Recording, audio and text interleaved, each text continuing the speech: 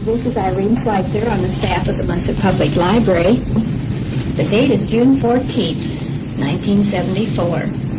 With me this morning is George Volger. George, you have been, well, the background of the radio in Muscatine.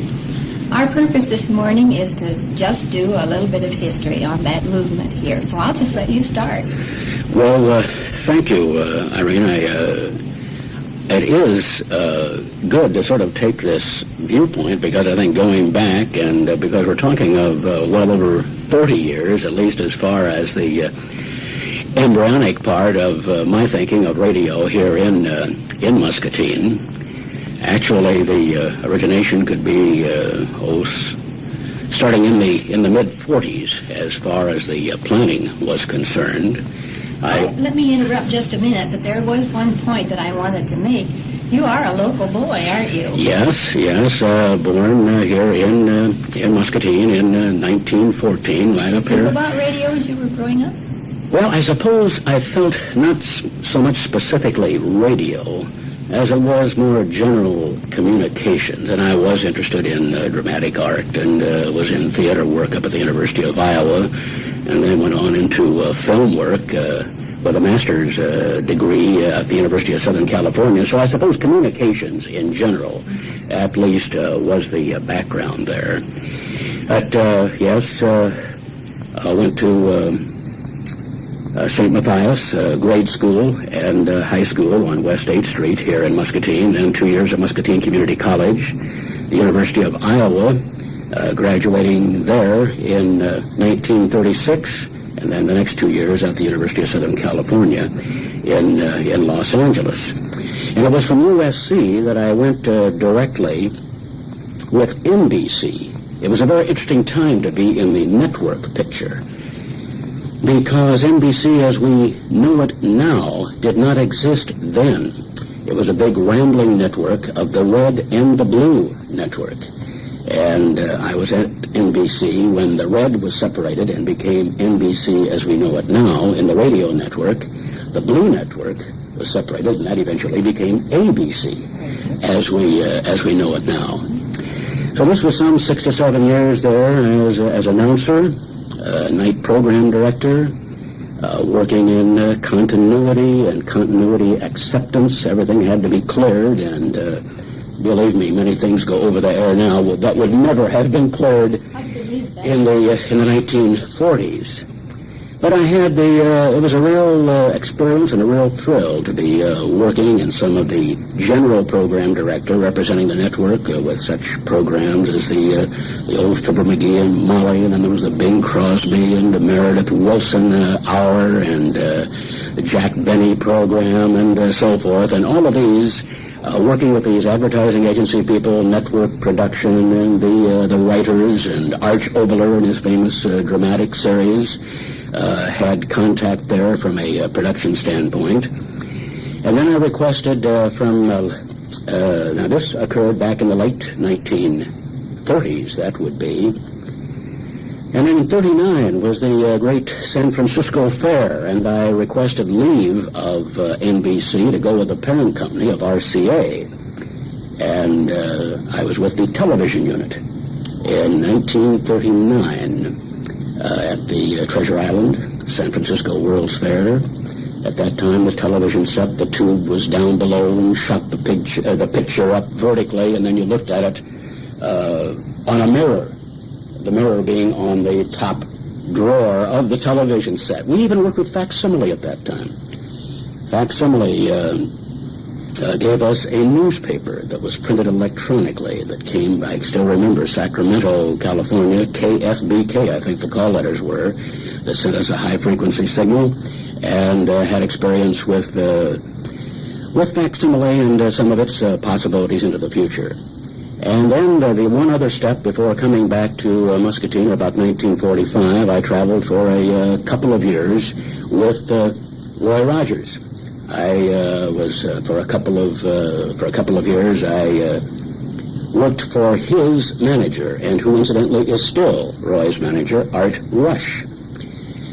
And with Roy, I traveled extensively through our East Coast and the Midwest and Canada. I was sort of a public relations representative for him. He was doing things with Republic Pictures. He had the radio program on Mutual Broadcasting. And then we were traveling, doing the personal appearances at rodeos and all that sort of thing. So we were at Toronto and the Maple Leaf Gardens and the Uline Arena in Washington, D.C., Madison Square Garden and all this sort of thing. So it was a marvelous way to get to know people, and Roy and I still remain good friends. I was with him and his wife Dale just, in fact, no more than a few weeks ago out on the West Coast, and it was we were roughly about the same size, but I couldn't ride a horse. But to get away from some of the hordes of people who would follow him. Once in a while, I still have a picture of him wearing one of my suits up in Toronto, Canada, but the people still found him out, whether he was wearing a cowboy suit or not. But this was all backgrounding. Then coming around to radio here in Muscatine in the Motivation Port. Of course, Muscatine had a previous radio station, KTNT, back in the 1930s, owned and operated by Norman Baker.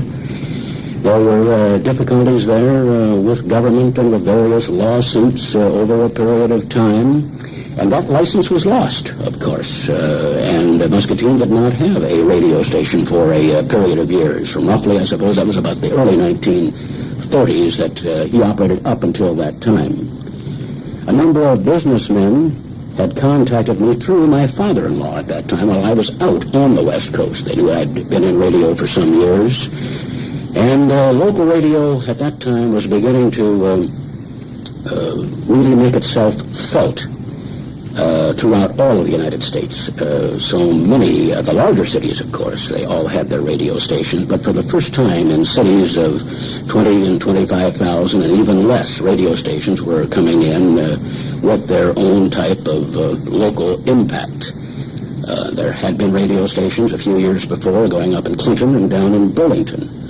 And there was an interest in radio here in Muscatine. And one of the main motivators, Charlie Henderson, my father-in-law, contacted me and came on back to look into the situation. Chamber of Commerce, Butch Palmer, was very much interested in a radio operation in Muscatine at the time.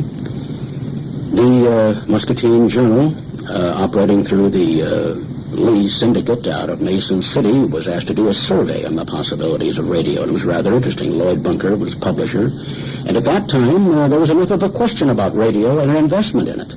And Mr. Bunker and the Lee Syndicate felt that after looking into radio in Muscatine at that particular time, that it would not be a financial success, that it could not operate in Muscatine. And that study, I suppose, was made roughly about the mid-1940s, somewhere about 1945. So we're glad to have proved at least that particular analysis incorrect. One thing that may not be known to many people, you are not assigned a frequency by the Federal Communications Commission. You must hire a consulting engineer and your own lawyers who are specialists in this area. And actually, we checked 5 frequencies before we finally secured the present frequency on which to operate. We are now on 860 kilocycles. Interesting things during this time. We looked at one frequency, 800. And we got by the grapevine that we should not look at 800 very seriously because the president, Mr. Harry Truman, had in mind some political friends in Kansas City who were interested in a new radio station on a frequency of 810 kilocycles. And the proximity was too much between Kansas City and Muscatine, and that we should just forget it and not look at 800 kilocycles. A thorough search by one of the finest consulting engineers at that time, well known nationally in the radio industry, John Barron. I have a letter in my file saying that I have checked the frequencies. I find it impossible to secure a frequency in Muscatine, Iowa. I'm afraid you'll have to give up the idea. So that meant going to another consulting engineer to get another viewpoint, because these rules of the SCEC and interpretations, not so much rules, but interpretations, vary. One of the lawyers in the course of history was Andy Haley, who worked as a lawyer advising us. And Andy Haley had known Muscatine because he, interesting enough, had done some legal work on the old plans of the Moscow Dam in the hydroelectric plant with Mr. S.G. Stein. You know, lots of people don't even remember the Moscow Dam project. Yes, the damming of the Cedar and sending it down through a canal and gaining enough of a head of water to put a hydro project in here just a few miles north of Muscatine. Andy Haley knew it from that. Another of the final attorney who worked with us was Leonard Marks, who eventually became one of the executives in ComSat and in communication satellites, and appointed to that particular position, I think, by President Johnson at that time. But finally, it came around to, after looking over four other frequencies, it came around to 860. But a ruling came from the Federal Communications Commission that you are going to have to protect a station, KFUO, in St. Louis, which is on an adjacent frequency, I believe it's 850. And since the main part of your signal must go to the north and west in order to protect KFUO St. Louis down to the south, that meant that we had to have our tower transmitting house in Illinois. So for the winter of 1945 and 46, I trudged the hills in the snow of Illinois trying to find a transmitter site. Well, funny stories get out, and odd stories. They're very laughable now, very frustrating at the time. A story got out that if you had a tower anywhere near your cattle and your hogs, it would affect their fertility. So the farmers were not too anxious to see me come around with a radio tower and a transmitter. But eventually, I wired the attorney and said, advise the FCC that I'm sorry, but we just cannot go ahead with the radio station here. I cannot get real estate within the prescribed area in Illinois. Well, finally, somebody at the FCC, Lord bless him, whoever it is, said, oh, go ahead and put up one tower. It's okay. You don't need to make it directional. I should have prefaced all this that the reason for the two towers, I mentioned the protection to St. Louis. Whenever you see more than one tower, that means that the signal is uneven. And it means instead of a perfect circle, you have a stronger signal or the lobe going out some other direction. And our point was that we were protecting St. Louis. Well, eventually, we ended up with 860, but that has its problems. That channel is actually an international channel.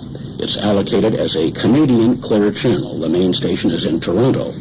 But with the international treaty, we have restrictions. We must protect Toronto after sunset and before sunrise because of the propagation of radio waves and the heaviside layer and the ionosphere and so forth. And so this meant that we had a fluctuating sign-on and sign-off time. I remember this well. Right, and of course it affects us very much now with the daylight savings time being around on a year basis. Normally, we would fluctuate from about 13 to 14 hours broadcast time in midsummer. But coming down to December, we would sign on at 7:30, sign off at 4:30, 9 hours. But with the new legal DST, as it is right now, it means we don't sign on until 8:30 in the morning in December. And therefore, we are hard at it to trying to get a change in that legislation at the present time. Although I had network experience for some 5 to 6 years with NBC out in the West Coast, coming back and going into local radio was just the difference of night and day. Of course, the whole philosophy of operation completely different. So I was arranging a staff. Originally, our first newsman was Dick Sheverton.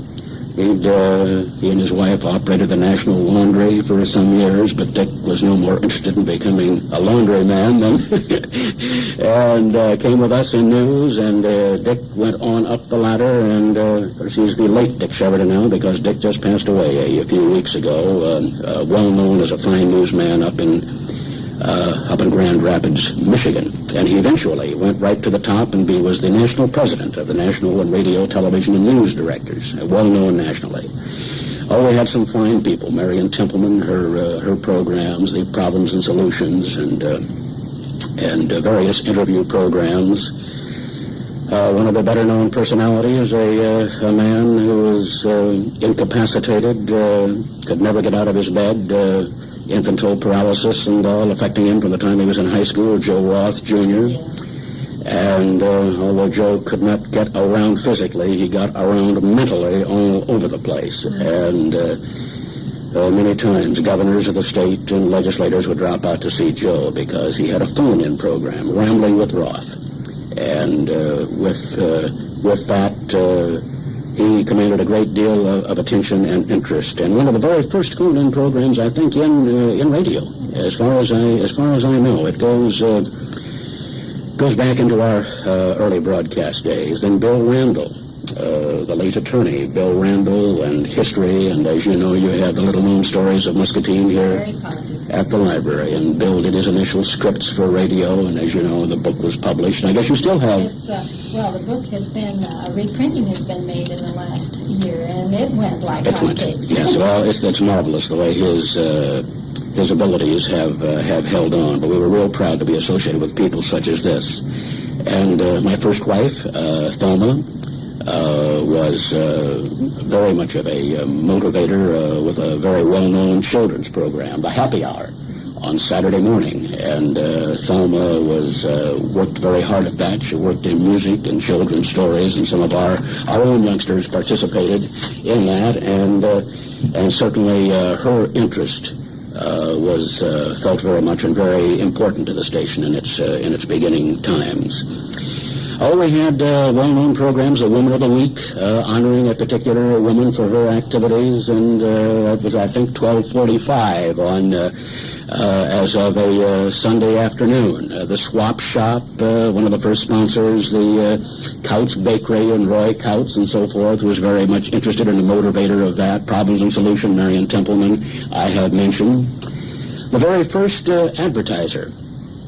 Let's see, this would have been January the 6th of 1947. The station had its first day on the air, the preceding day, January 5th of 47, and the first advertiser that next morning was Sternman Clothing Company, and they are still a sponsor and an advertiser on KWPC after these some 26 plus years that we have there.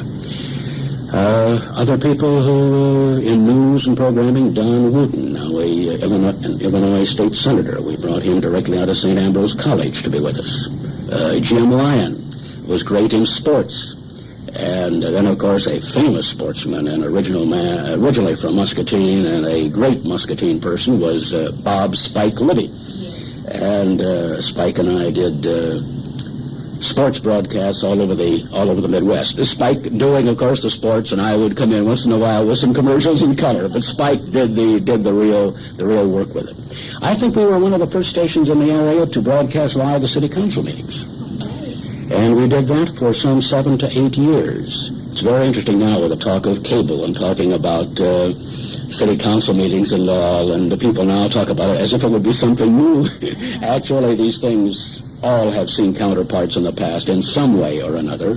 One of the difficulties being that long council meetings, it's very difficult to keep up listeners' interest. And we find right now, rather than carrying the whole thing live, we will take inserts and segments out of it and then edit such. We try to keep the radio mobile with remote operations. And right from the very beginning, in the fall of the late summer of 1947, we began our actual broadcast from the West Liberty Fair. And that has kept up every year since then. Of course, we get down to the Louisa County Fair, the annual Eastern Iowa Light and Power Cooperative. We try to get out and move around. There's no such thing as we're using a tape now, no such thing as a tape recorder back in the 1940s. We began with a wire recorder, stainless steel spool. I think I spoke into that. You probably did. You may have there it, and if it ever got broke or tangled up, believe me, you had a real mess with the wire. But we forget these things. We take them so much for granted now. But tapes were not in existence. It was well into the early 1950s and into that area before tapes became at all common usage. We try to get out now. I'd like to get out even more because I think radio must maintain its flexibility. And, well, for instance, we cooperate with you folks here at the library. You have the political discussions and meet the candidates. So we come down here with microphone and working with the League of Women Voters in the library on this. We aim at trying to reflect the local and regional atmosphere as much as possible. In our staffing, we have 2 full-time newsmen now. We have Associated Press Wire as such. We have United Press Audio Wire.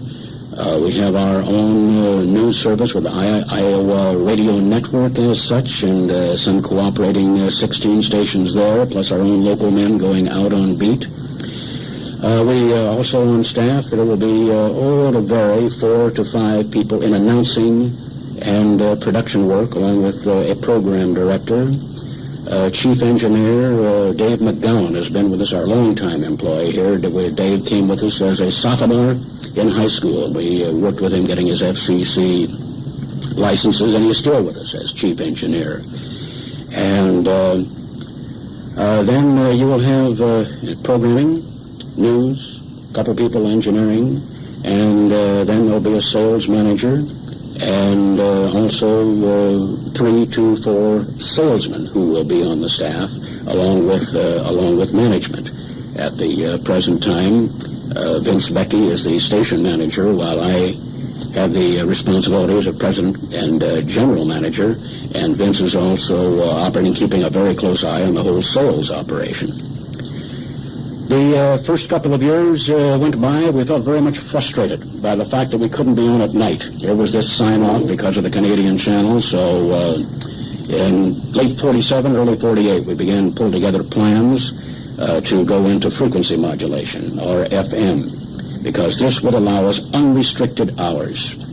With FM, we can actually go on the air, if we wish, for full 24 hours. And it could be that eventually. Right now, we're using it some 17 to 18 hours a day, but we are now in the process of building up.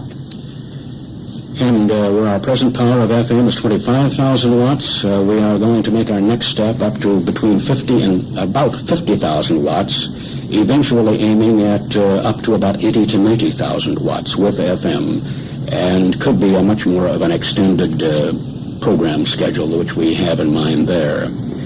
This would involve lots more equipment and towers, I suppose. We will not need additional towers, except that we will need eventually a new FM antenna, which is constructed on the side of the present AM tower.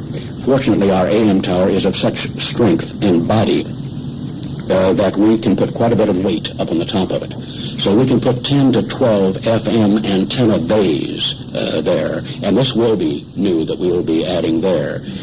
The transmission line that we now have above the ground will go below the ground with our new plans, and we are also right now beginning work, in fact, actually this next week, on a new transmitter room to house all the transmitters, and then we will also have a new production room, which we will utilize for further programming, plus automation. About half of the FM now is automated, but we are planning on making more and more of this, of a live programming, because we want to definitely aim at the 2 separate entities of KWPC and the FM station. That's one of the reasons we changed the call letters from KWPC FM a couple of years ago to KFMH, because we want to build 2 separate programming units in with these stations.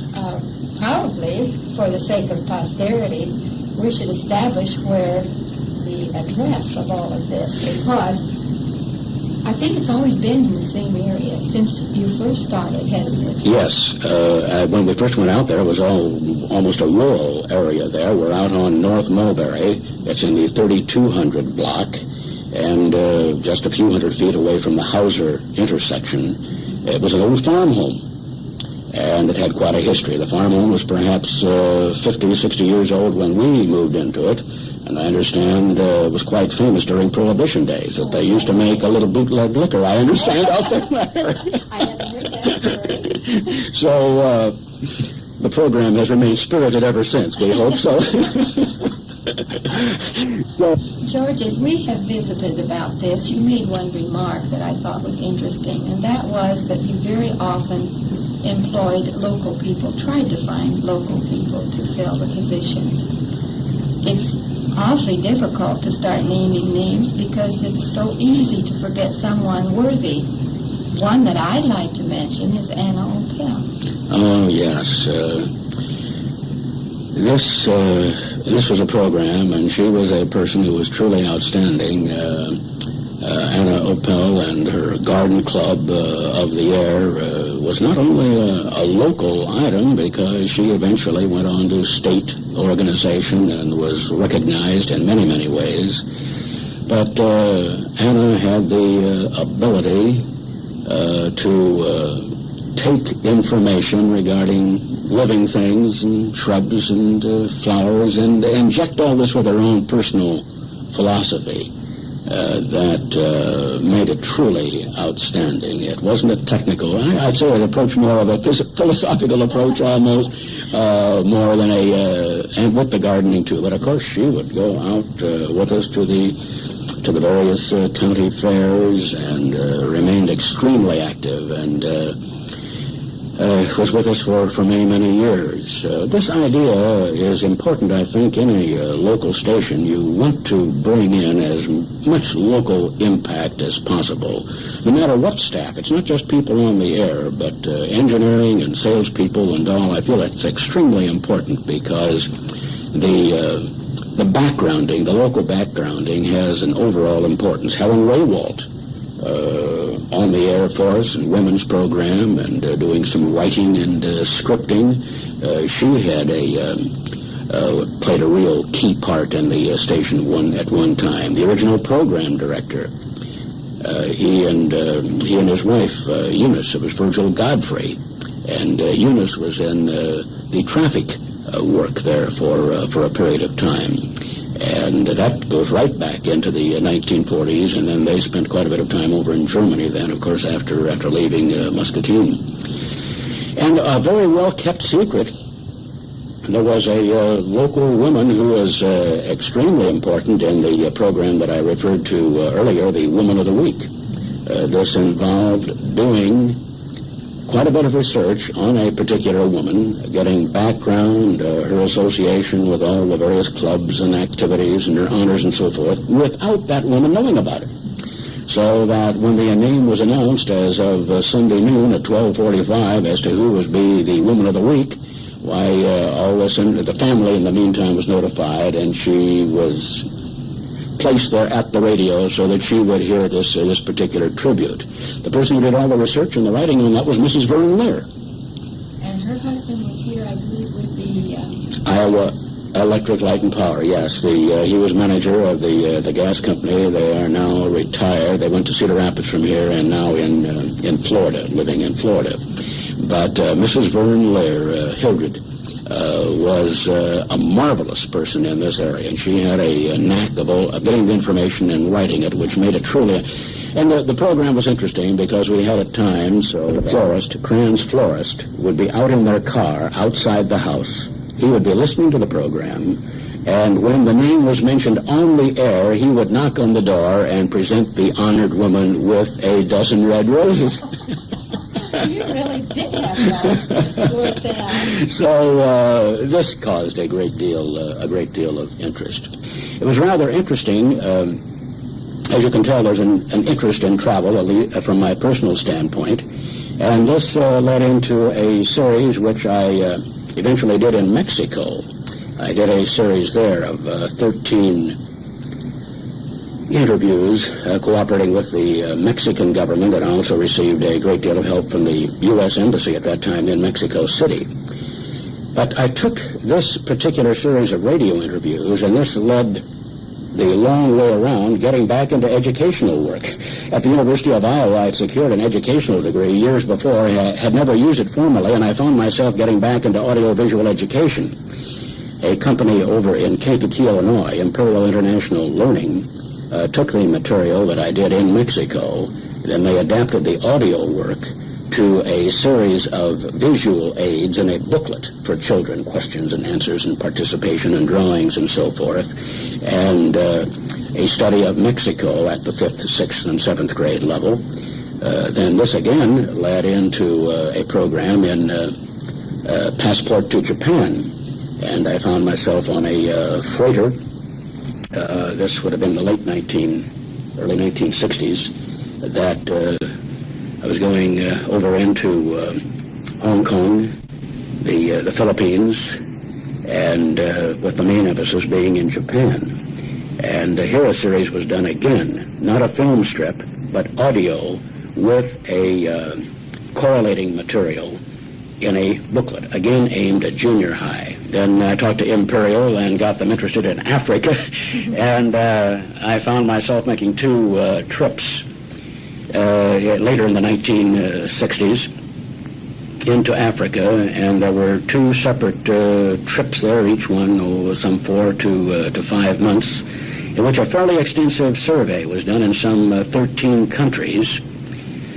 Ethiopia, right on down through Uganda, Kenya, Malawi, Rhodesia, Southwest Africa, now known as Namibia, and the much-discussed countries now, the Portuguese territories of Angola and over into Lorenzo Marx, and then, of course, the much-discussed country over the years, the Republic of South Africa, and its attitudes and the racial and political problems and so forth. But I was trying to do a series, and I think it succeeded fairly well in giving a much broader background rather than just the political or of-the-moment story. Interviews were made. I did over 400 interviews in Africa, and supplemented with over 5,000 color 35-millimeter photos. The main aim was getting a basis of agriculture and art and business and industry, the health problems, and looking into these areas that gave more of an idea as to what made the country tick. It was very obvious on being over there just a short time that Ethiopia was breeding troubles. I'm surprised it didn't break wide open much earlier than what it did, but it was very obvious over there that the political situation the top was going to blow off sometime or another, which it has. And but in doing this, I collected these together, and these are being distributed now into audio program along with film strips. A film strip was done on the southern African countries, and then these audio interviews are all available in full cassette arrangement there for libraries, high schools, colleges, and universities. And I'm real pleased that we have the set here, of course, at the Muscatine. I was going to say, our Munster Library, of course, is one of the lucky ones to profit from your travels. Well, it's been a very invigorating and very exciting thing to do, and I'm very pleased that all such places as University of New York and Stanford University has purchased a number of the series, University of Florida at Gainesville, and we have them placed now, I'd say, in some 40 or 50 universities and colleges, and we are implementing this in further plans for the future. We want to expand. Ask about this, the way you like to travel, you haven't stopped. No, that's right, haven't, and I have some other. I want to get back to Africa again, because this continent is very fascinating, because I think it's so difficult to get the actual factual material out of that country. And there's nothing like being there firsthand in order to see it. So this particular area, this radio, led essentially into this, and I think that this particular type of approach to education and going right on the spot, I think that young people especially want to know how it is and where it's at, and getting right into it and actually being there can make a tremendous impression from an educational standpoint. In the overall radio picture, so many things have happened and are happening. The radio, the AM channel, as we know it now, the one that is most familiar to most people, is practically stopped growth from a new station standpoint. Practically all the AM channels that engineeringly can possibly be assigned. I'd like to ask a question. Yes. There. The fact that the stations on FM are so much quieter, does this have any bearing on the technical part of a AM station? Does it have a longer range? FM is much shorter, isn't it? Yes, FM being up in the megacycles, for instance, our frequency is 99,700,000 cycles, 99.7 megacycles. When you get up into that area, it is much more of a line of sight transmission. And you do not have the wave bouncing, for one thing, as it does with AM. I mentioned the interference that we have to protect Canada. So you do have more of a line of sight. For instance, our present power of 250 watts on AM, at 860 kilohertz as it's now referred to, 250 watts on AM gets considerably more coverage than 25,000 watts on FM. But you can increase the FM coverage, but you have to put that so much more power behind it to, say, theoretically bend that signal so it goes out and beyond the horizon. And you can add 15 or 20,000 watts to FM and only add another 5 or 6 miles in coverage. So this is very true. The channels are altogether different in their reaction and the way the public is affected. Of course, at the same time, with FM, you do get away from the interference because the motor noise and lightning, crackling, and so forth is not obvious with a proper FM signal. I suppose surveys have been made, but how does this affect the listening public? Percentage-wise, do more listen to FM? Well, it's growing. FM is growing very definitely. It used to be known as just one particular type of the soft type of music and almost a background type of music. FM stations now are going into more of a variety of program, getting very similar to AM in many ways in the programming and the variety of the programs themselves. And of course, another factor right now is that with FM, I suppose in Muscatine over the years, since we went on the air in 1949, we have built up a concentration of FM homes to roughly about 80 to 85% of the homes have FM. The big place that we're missing, and all FM is missing right now throughout the United States, is the car radio. You have 95, 96% of all automobiles having AM radios. And right now we are very firmly backing all-channel legislation in Washington, D.C., which would mean that any radio costing over $15 would have to have AM and FM.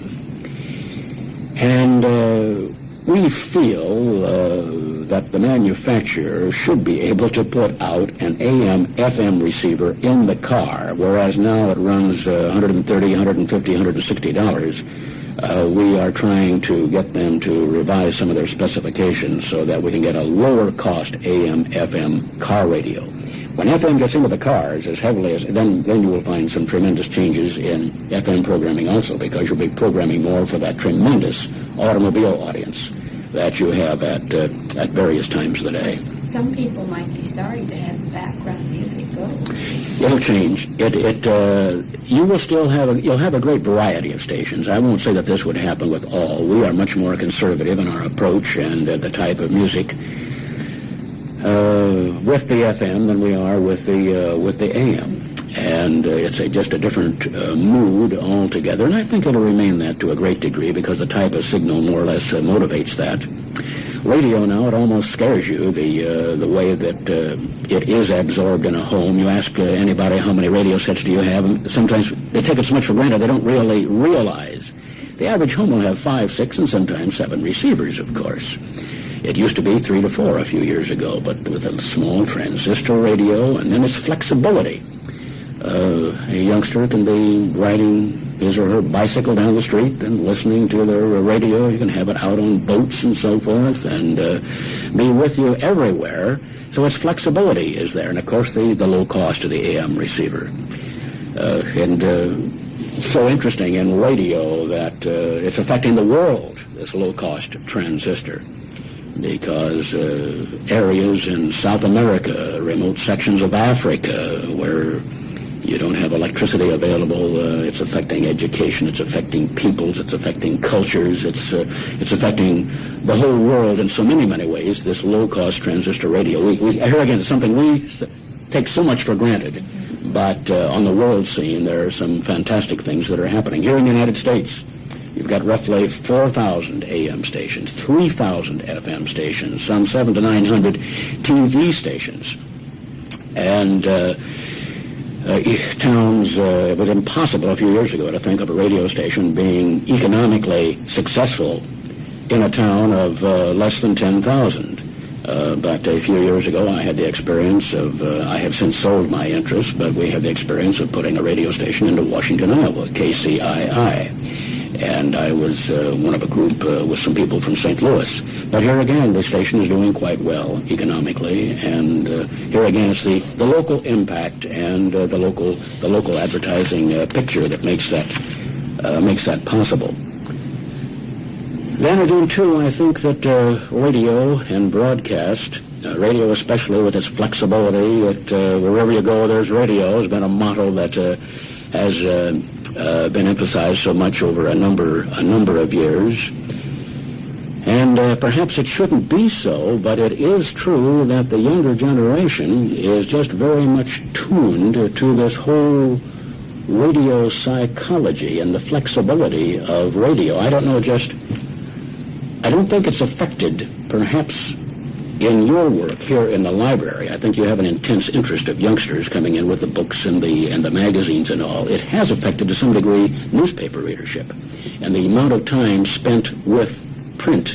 I can imagine. And with newspaper and magazine, it has dropped to a certain degree, and frankly, I'm not waving the flag for that and pushing that, because I think proper reading, it's all a part of the communications picture, and it must remain.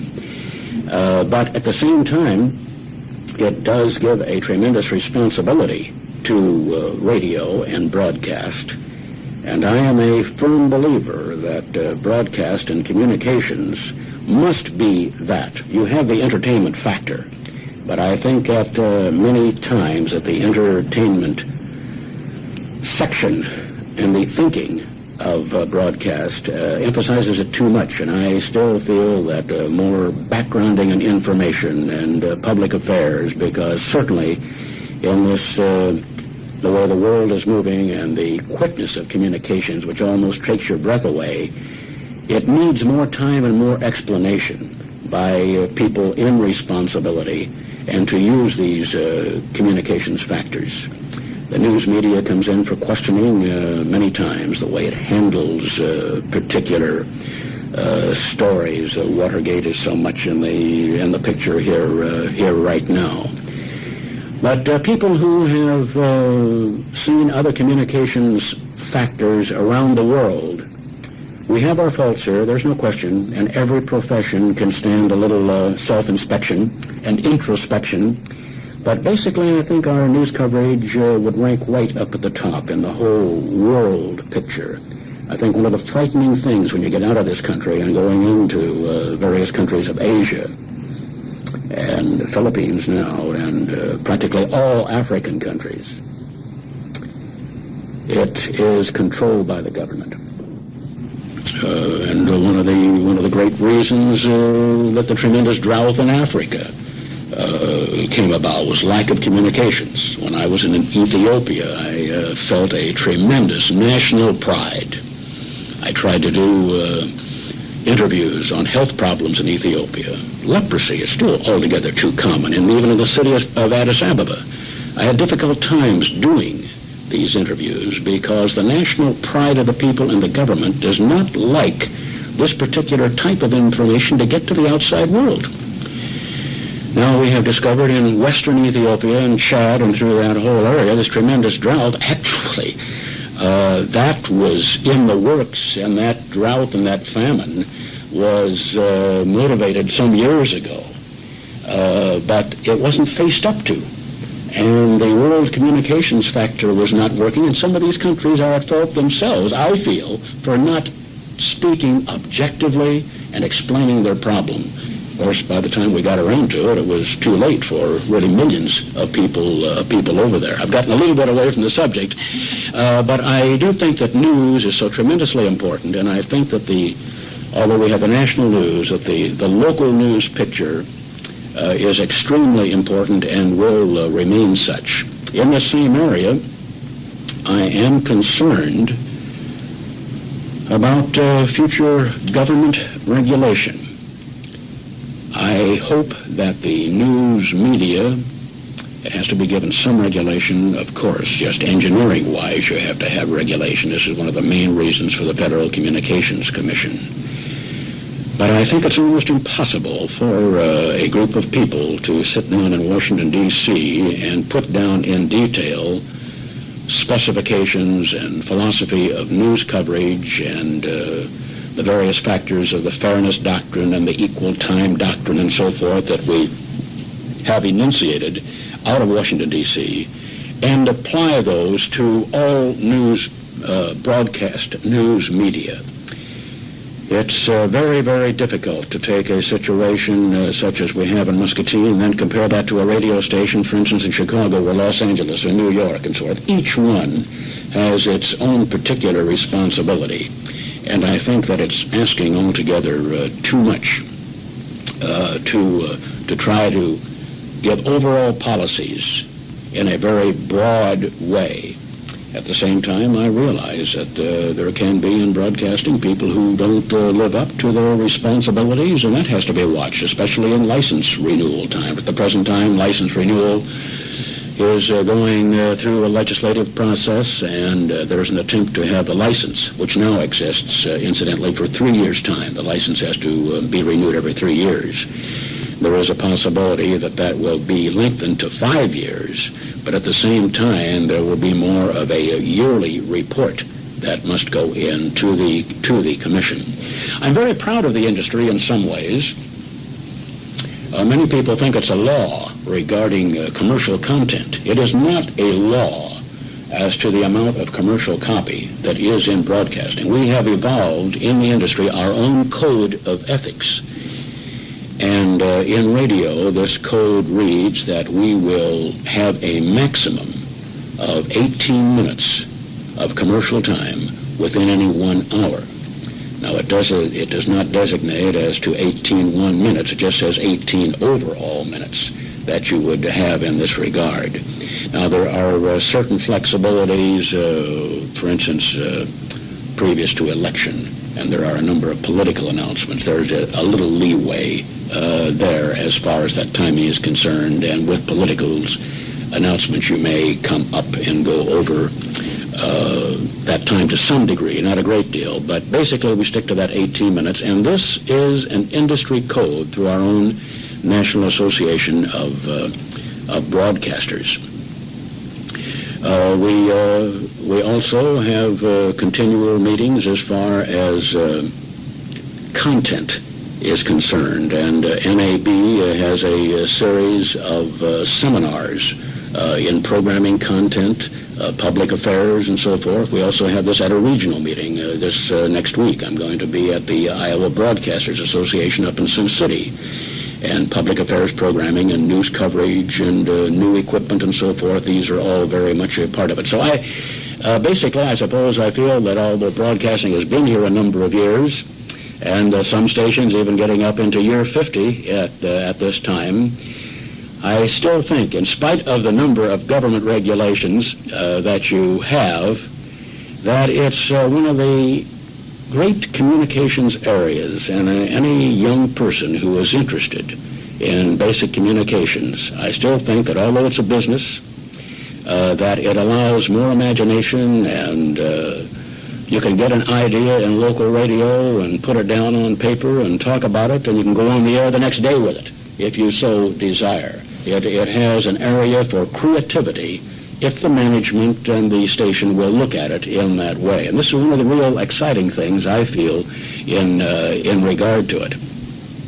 George, you mentioned going to this meeting in Sioux City. Have you held offices in some of these organizations of radio? Yes, I have really had a great deal of enjoyment and excellent experience in holding down a few positions with I mentioned the NAB, National Association of Broadcasters. I've been active there on the FM committee, dealing with the growth of FM stations and policies and so forth. And then another area in which I'm highly interested, the freedom of information. And this committee operating on a national basis where we would have discussions of access to news. And, for instance, Dave Stanley, who is currently has his hat in the ring for U.S. Senator, is very much behind the evolving of freedom of information legislation here in the state of Iowa. And much of that was discussed right in the offices of KWPC. Dave and I got together an awful lot on some of the formation of this particular legislation, and Dave is to be given certainly much credit in pushing through in this area. We have an Iowa radio network. I have served as president and officer of, this is a group of some 16 stations cooperating in programming and sales. I've served as president of that. And a former president of the Iowa Broadcasters Association, which again represents all radio and TV here in the state of Iowa. And I just finished a very interesting and very worthwhile responsibility with Associated Press.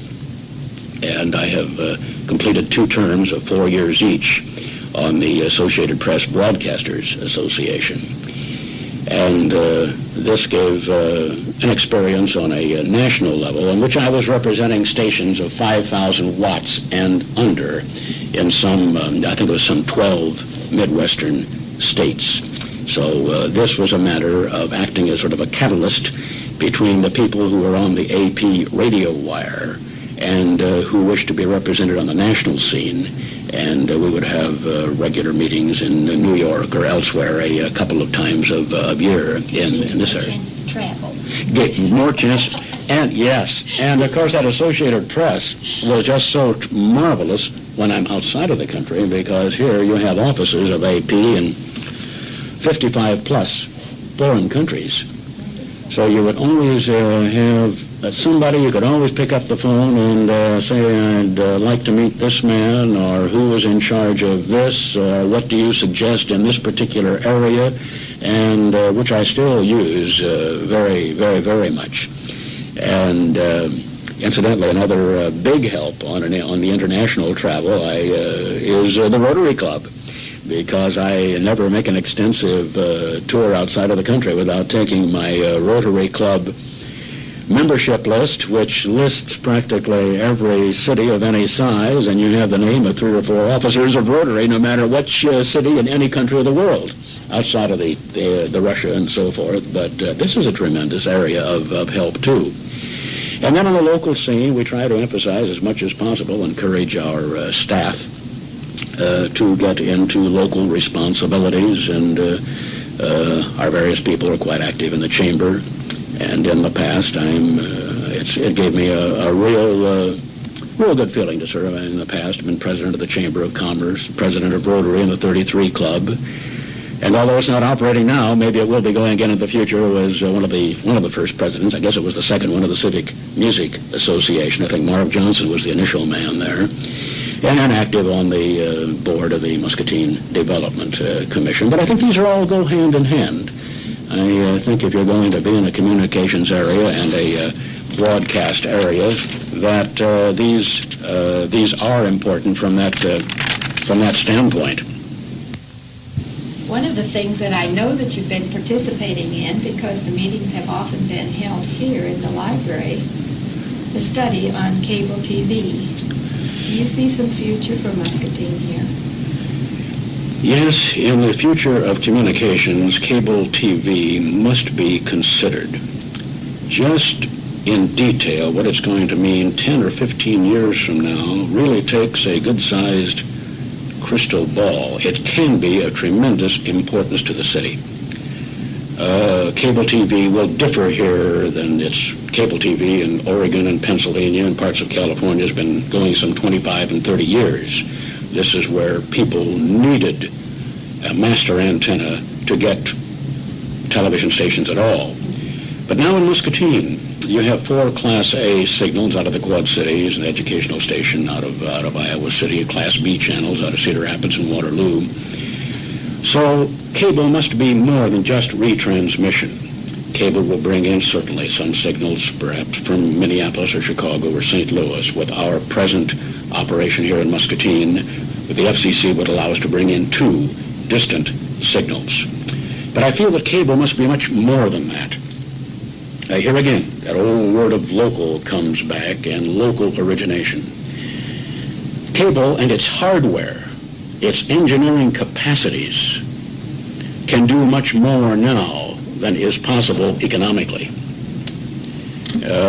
Some of the things in library work are just breathtaking as to what can take place in a reference work and a two-way channel where a person can see something on their television screen through cable and then come back to the library and request something on another channel in this way. It has some tremendous flexibilities there. The breathtaking, the scope in education, and what it can mean in utilizing teachers through videotape, through not only inter-room connection, but inter-school connection.